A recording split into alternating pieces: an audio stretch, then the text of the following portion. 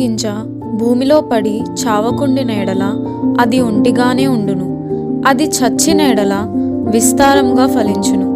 యోహాను సువార్త 12వ అధ్యాయము 24వ వచనము.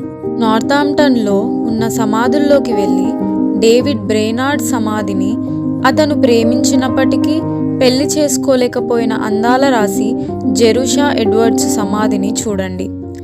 ఆ యువ మిషనరీతో పాటు ఎన్ని ఆశలు, క్రీస్తు కోసం ఎన్ని ఆశయాలు ఆ సమాధిలోకి వెళ్ళిపోయాయో. అతని మిషనరీ సేవ గురించి జ్ఞాపకాలన్నీ తెరమరుగైనాయి. అయితే తన కుమార్తె జెరూషాను అతనికిద్దామనుకున్న దైవజనుడు జొనాథన్ ఎడ్వర్డ్ గారు అతని జీవిత విశేషాలను సంగ్రహించి చిన్న పుస్తకం రాశారు. ఆ పుస్తకం అట్లాంటిక్ సముద్రం దాటి కేంబ్రిడ్జ్లో విద్యనభ్యసిస్తున్న హెన్రీ మార్టిన్ కంటబడింది. పాపం మార్టిన్ అతనికి వస్తున్న ఉపకార వేతనాన్ని, అతని తెలివితేటల్ని, విజ్ఞాన సముపార్జనని ఎందుకు వదిలేశాడు?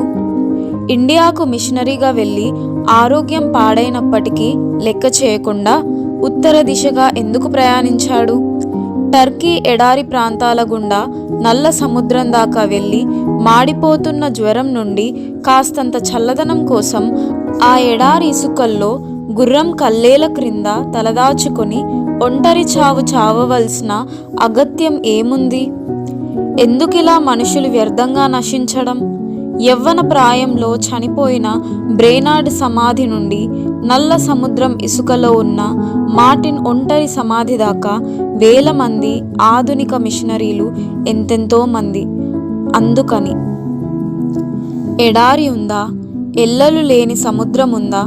ప్రభు, నన్నెక్కడికి పంపుతావు? నరకవలసిన దేవదారం రాను ఉందా? పగలగొట్టాల్సిన బండ ఉందా? లేక పొలంలో చల్లేందుకు పిడికెడు గింజలున్నాయా? అవి ఫలించి పంట పండితే పంచిపెట్టడానికి నీ ప్రజలున్నారా? తండ్రి, ఎడారినైనా సాగరాన్నైనా చూపించు, నాకు పంపించు నీ ఇష్టమైతే. నా తనువు రాలిన తరువాత తండ్రి, నన్ను విశ్వాసుల్లో లెక్కించు.